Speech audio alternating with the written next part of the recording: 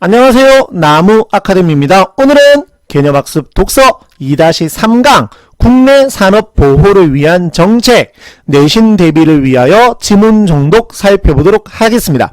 먼저 1문단입니다. 문장 단위로 읽으셔야 되는 것 기억하시지요?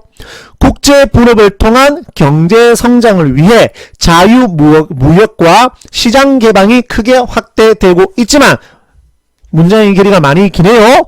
여전히 많은 국가들은 국내 산업을 보호하기 위해 노력하고 있다. 이것이 첫 번째 문장이었고, 첫 번째 문장을 되새김질 해보면 국제 분업을 통해서 경제 성장을 하는데, 그러한 경제 성장을 위해 자유무역하고 시장 개방이 확대되었답니다. 즉 국제 분업을 통한 경제 성장을 위해서 자유무역과 시장 개방이 확대되었지만 여전히 국내 산업을 보호한답니다. 그러면 핵심은 시장 개방 자유무역일까요? 국내 산업 보호일까요?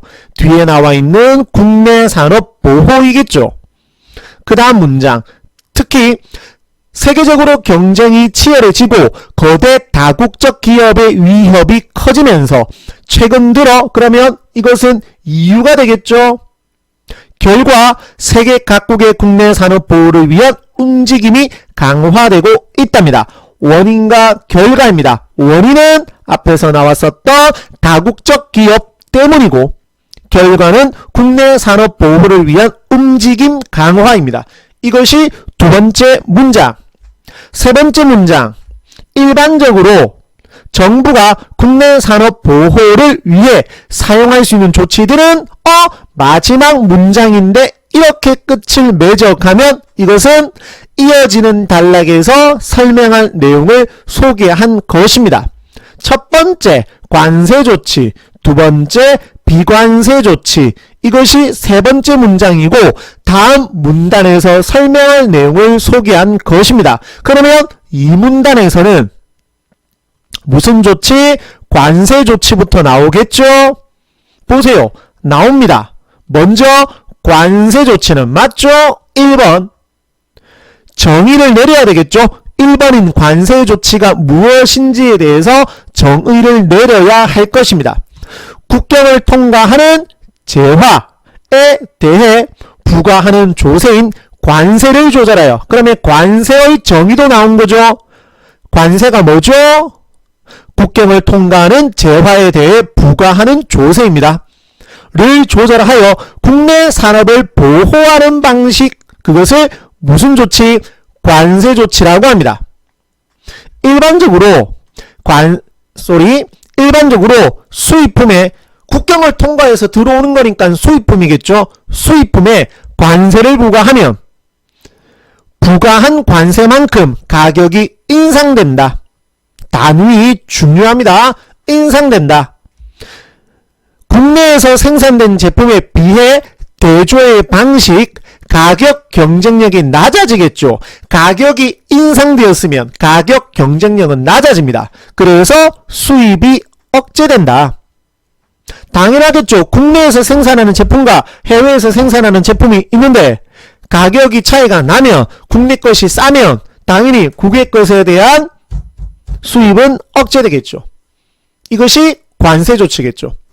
반면에 대조의 방식, 반면에 국내에서 생산된 제품은 가격 경쟁력이 당연히 뭐 되죠? 상승되고요.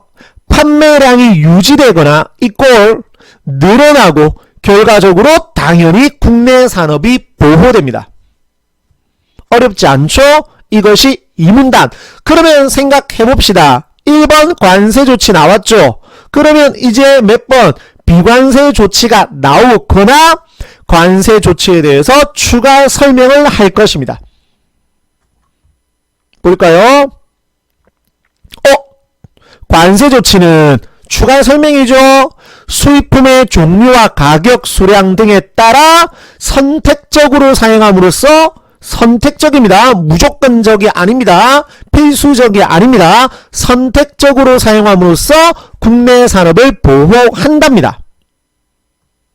관세의 부과 방법에는 크게 그럼 이제 이 1번 안에 관세 조치 안에 관세가 있는데 그 관세 안에 두 가지, 첫 번째 종가세 방식과 두 번째 종량세 방식이 있답니다. 이것이 두 번째 문장. 자, 이러고 끝낼까요? 아니죠. 웬만하면 이 종가세 방식과 종량세 방식에 대해서 설명을 할 것입니다. 먼저 설명합니다. 종가세란 수입품의 가격을 기준으로 세금을 부과하는 방식입니다. 이것이 종가세 방식의 정의.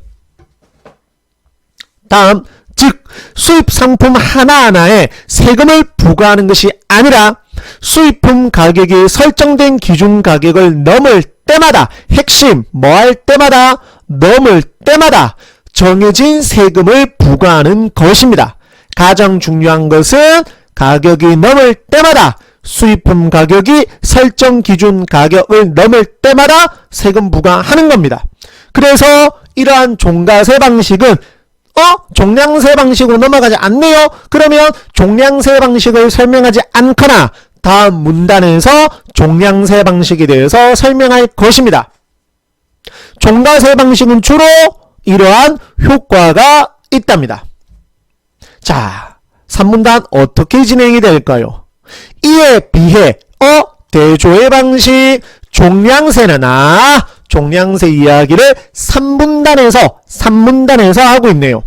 자, 그러면 종량세 방식의 개념 정의 나와야 되겠죠? 됐습니까? 여기가 바로 종량세 방식의 개념입니다. 그리고 이어지는 내용, 종량세 방식은 용이하고 규제할 수 있다. 바로 장점이 되겠죠? 두 번째 문장은 이 장점에 관한 내용. 이러한 방식에서는 저가 수입품에도 같은 양의 고가 수입품과 동일한 세금이 부과된다. 특징이죠. 종량세 방식의 특징이죠. 그래서 주로 효과가 있다. 역시나 효과, 아까 이 문단 마지막에는 뭐의 효과였죠? 종가세 방식의 효과였죠. 당연히 여기서는 종량세 방식의 효과죠. 됐습니까? 다시 한번 정리해보면 관세 조치와 비관세 조치가 있다라고 하면서 관세 조치에 관한 설명하고 그 관세 조치에 대한 설명 안에서 종가세 방식과 종량세 방식이 있었습니다.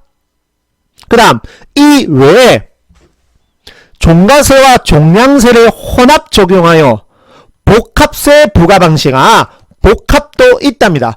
두 가지를 같이 하는 형태도 있다라고 합니다. 일반적으로 정부의 관세 수입이 클수록 단위 중요합니다. 수입품의 가격 경쟁력이 낮아집니다.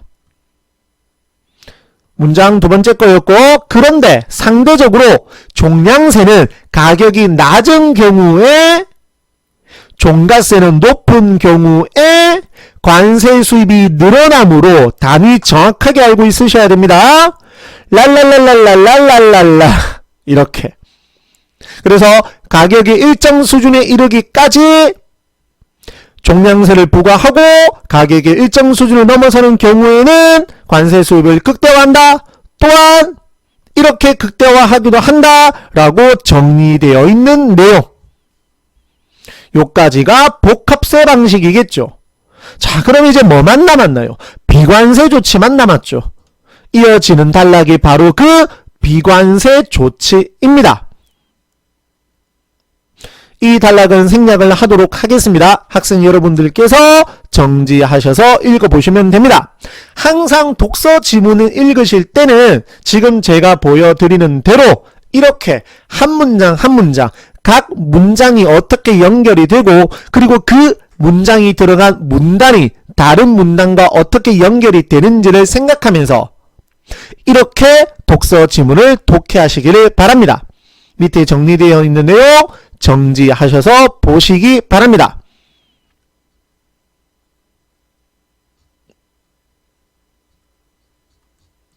됐습니까? 오늘 영상도 학생 여러분께 많은 도움이 되었으면 좋겠습니다.